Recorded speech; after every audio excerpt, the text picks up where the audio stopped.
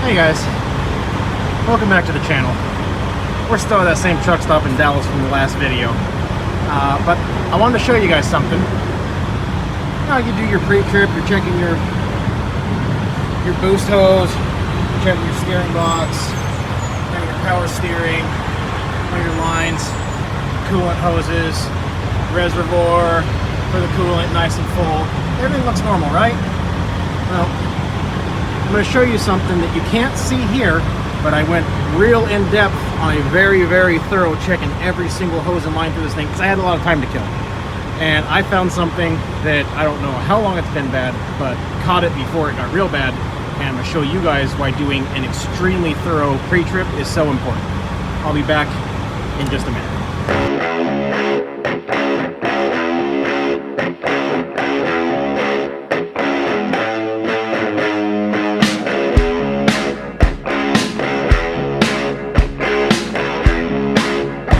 Okay, so this hose was sitting here like this, right? And you look up and around and all over, and I just happened to wedge myself in here, climbed up on top of this so I could look over the top at something else. I thought I heard something, I didn't, but I noticed that. Now what you'll see is that is done. It looks like somebody put the wrong hose on this thing and it put a kink into it, and it sat there for however long with that kink. Because as you can see now, it is routed a very specific way and it has a very different shape than this does. And this came from Volvo off of the VIN number of the truck, so I know that's the right hose. Anyway, I'm gonna put all my tools away, clean up my mess. I need a shower, and I'll see you guys a little later. Hey guys, what's going on? Just finished the pre-trip, heading back to the truck. Gonna go get everything set up inside there, ready to run, finish out the day. We're in New Mexico. Did a short run yesterday, only about 7.5-ish, 7:45 on the hours, and I didn't have it in me to keep running. I was spent. Found this little rest area right outside of Roswell, New Mexico, and whipped her in here and parked. This one's going into San Francisco area. Got a couple other loads stacked up, ready to go, and we're just kind of winging it. Fuel prices suck. Rates seem like they're kind of starting to drop a little bit, so that's wonderful. Yeah, hopefully this all turns around. I don't know.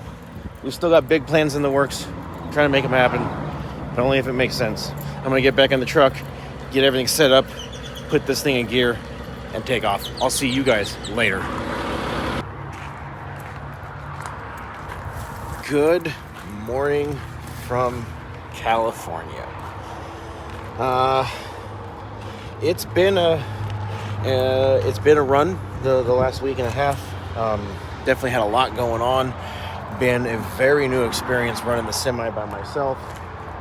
Just like when I started the RV transport years ago. The first couple weeks were a new experience, something I hadn't done before. I have full confidence in my ability to do this. It's a lot easier than I thought it was going to be. Running solo is not bad at all. We'll see what the future holds, see if everything goes as planned the way I want it to. We'll kind of figure all that out as we go. I'm just a few minutes away from my 10, so I figure I'd get this little clip of you guys, or for you guys, before I start my pre-trip and get going down the road. Right now, I've got a box full of potato chips. Short little run from the San Francisco area to the Los Angeles area to grab my next load. Heading up to Iowa, and along the way I'm picking up Jason. So this will be the last video that I do by myself. Back to team driving here in a couple days. Looking forward to that. I've loved having the truck to myself, being in charge of the truck. Did kind of miss that, not having the streetwalker. and, you know, just not being the one in charge of the truck. But also, his company, his truck, he makes the rules. I'm along for the ride. I am eternally grateful for having this job now, being able to work here for him, and I absolutely love it. Great guy. I'm just really ecstatic. Also, by the way, while I'm thinking about it,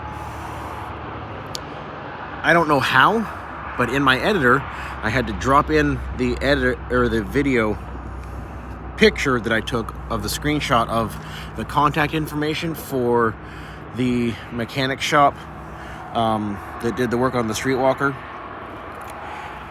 Somebody told me that picture didn't go in, and I know it went in because I put it in and then I had to voice over it. I can only do that in the editing app that I have. So if it cut that out for some reason, well, I'm going to go back in and watch the video as soon as I get done filming this clip here for you guys right now. And if it's not there, I'll put the guy's contact information right here. Okay, so after watching the previous video, I did not put this in here for whatever reason. I remember doing this exact step, so I'm not sure what the editor is doing. Anyway, here's the information. The business, as I said, is Steel Services. There's his phone number, located just outside of Boise, Idaho, in a little city called Eagle. Again, outstanding work, knows his trade inside and out, very flexible on being able to get things done, working around schedules. Just an outstanding stand-up dude all the way around. I would strongly encourage any of you who need diesel work done to go to this guy. That being said, I forgot to mention in the last video, he only does Power Strokes. That's it. He only works on Ford Power Stroke engines. So, you Cummins and Duramac guys, I'm sorry. But for the rest of you, here's a good source of information, especially being right there in the central hub, right around where all the big businesses have their yards. So feel free to give him a call if you need any work done. And again, thank you guys. And if it is in there, then it won't matter. This little portion will be null and void because it doesn't matter. Anyway, I'm gonna go inside, finish getting myself ready. Get the truck all put away, you know, bedding made, windows closed, all that stuff. And then by then I should have my 10 hours up. I can do my pre-trip. It's time to get on the road because I have got to beat an airplane to Missouri.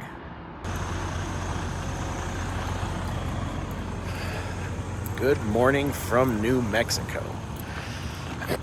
So we're a couple hours east of Albuquerque right now, rest area, side of I-40. And I've had a few comments, and Jason's even had some people reach out to him about my last video. And it seems like there might have been a little misunderstanding. And this is something that I got a lot throughout the entirety of my career doing RV transport. By the way, that's neat. Nice little syringe. People say there's no money in RV transport. Well, the 2 years that I did it and filed my taxes, after expenses, you know, fuel, truck payment, insurance, hotels, food, maintenance, repairs, all that, I still took home around $70,000 each year. So when I got on here and I said I'm making a little more than I was doing RV transport, that's true. I am making a little more than I was doing RV transport. I also put almost 400,000 miles on my truck in 2 years. I ran my phallic object into the dirt. Meanwhile, I'm over here running with Jason, and I told him this the other day, that I have had more time off in the last 3 months running for him than I did in the 2.5 years combined when I was doing RV transport. And I'm still making a little more. I've got no responsibilities out here on the road. This is Jason's truck, Jason's insurance, Jason's maintenance. And I'm still making a little more than I was doing RV transport. So I hope that clears up a little bit of that confusion, and maybe we can move forward. With that being said, this happened last night.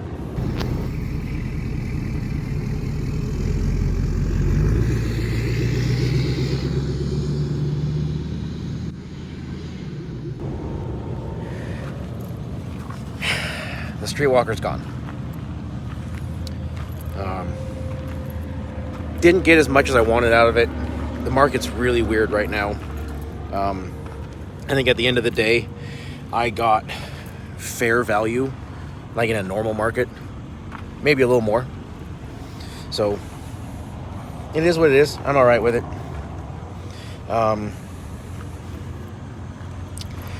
Now on to bigger and better things. Like I said, I've got big plans moving forward. I've been going like crazy, knocking out all my personal debt, and I keep moving further and further forward in that. Again, I'm going somewhere. So with that being said, there's this. I want to do it because it's fun. It's fun to do bad things. To drive into a car. So did you know that you could perhaps kill somebody? Yes, but I wanted to do hood rat stuff with my friend. They don't want to step.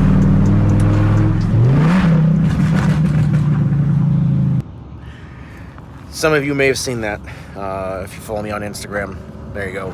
I just screenshotted it off there. I've had a couple of you reach out to me as I've gone back and forth about selling that, and I've decided it's happening. It's for real. It's time. Again, there's a reason. I got some big plans. So that's gonna leave me with the Harley and the Suburban. Well, and my daughter's car that we're supposed to be picking up sometime late July. It was a custom order, and then a bunch of custom stuff done after the order arrives. So we'll figure all that out. With that being said, I'm gonna go ahead and get in the truck, get everything put away, get it ready to go, because my 10 hours is almost up, which means I can do my pre-trip, get on the road, and I'll see you guys later. One thing I forgot to talk about, I was going through my direct DMs, private message, I don't know, whatever you kids are calling them these days. And someone had said, and I think Jason talked about this too, I'm not sure, but I know I got a message about it, saying that, well, I can't believe you're letting him force dispatch you when you just came from Horizon where that doesn't happen. And I said, it's not forced dispatch. He calls and asks me about every load. But he's the one booking the loads. He's the one that has the login name and the password for the load boards. So he's like, hey, he'll call me, hey, I got this and this and this and this. What do you want? And if I have somewhere I want to be, then I'll run that. But if I don't have a plan, if I'm not trying to make something happen, if I'm just out here getting money, which, by the way, we went over these last couple weeks, me running by myself. Yeah, I'm making a good bit more than I was in RV transport, so I'm quite content. But no, nothing's forced. I also tell him, him and I were having this conversation yesterday. I said, look, I'm gonna let you, for the most part, run the lanes, because I don't know this. I'm 3 months into this. Just like if we were to hop into the Streetwalker and start doing RVs as a team, I don't know why we would do that, but if we were to do that, I would expect you to just kind of sit there, shut up and color, and let me run the lanes because I know where we can get in and out of. There's no forced dispatch. I'm asked on every single load. I mean, there's been once or twice where I told him, hey, look, I don't give a shit, whatever, book it. And even then, I guess that doesn't count as forced dispatch because I told him. I don't care. Make something happen.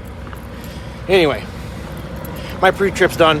I'm off duty. I want to get rolling because I got to get I'm just east of Albuquerque all the way to Kansas City, Missouri to pick Jason up because he's flying in tonight. And then tomorrow,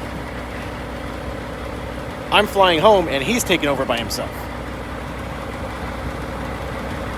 I don't know. All right, so here we are, Kansas City, Missouri. Just got off the phone with Jason. He's about to hop on the last leg of his flight. Airport's just a couple miles down the road. He's going to Uber up here, get in the truck. He's going to sleep for a couple hours, and then we're out of here. We're heading north. And then tomorrow, I'm getting out of the truck, and I'm going home to take care of some stuff that I need to get done and spend 4th of July with my kid and just overall have a good time. Of course, I'll bring you guys along for a good chunk of that.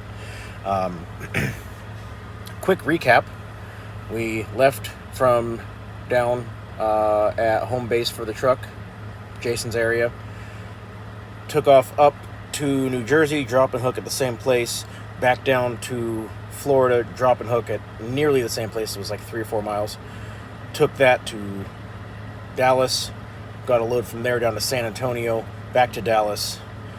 Did a reset there. Had about an hour and a half left on my 70. Grabbed out of there. Took that up to the San Francisco area, grabbed another one, took that down to the LA area, grabbed another one, and that's the one that's on the back of the truck right now. Roughly 190 miles from delivery on that one. So Jason will finish that one out and get us up to the next load, at which point that's the one where I'll depart the truck and take off. He's got a couple loads booked out for himself, and we're going to both go spend 4th of July with the family, link back up right after that, get back on the road, and continue pushing hard. I hope we cleared up some miscommunication, confusion off of the last video, and, you know, that's on me. In my head, I knew what I was saying. Maybe it didn't come across exactly the way I wanted. Maybe it was interpreted the wrong way. I don't know. Either way, those of you that reached out to me and Jason, I hope that's been clarified and everything's good now. Far happier here. Money is definitely better and absolutely not forced dispatch. So hopefully that's all cleared up. Viper trucks for sale, if any of you are interested in that. The Streetwalker is gone. She's on to her new life. And got a few things in the works. We'll see how that all pans out over the next few months. Anyway, with that, as always, those of you on the roads, I wish you fair winds and following seas. Take care and have a great day.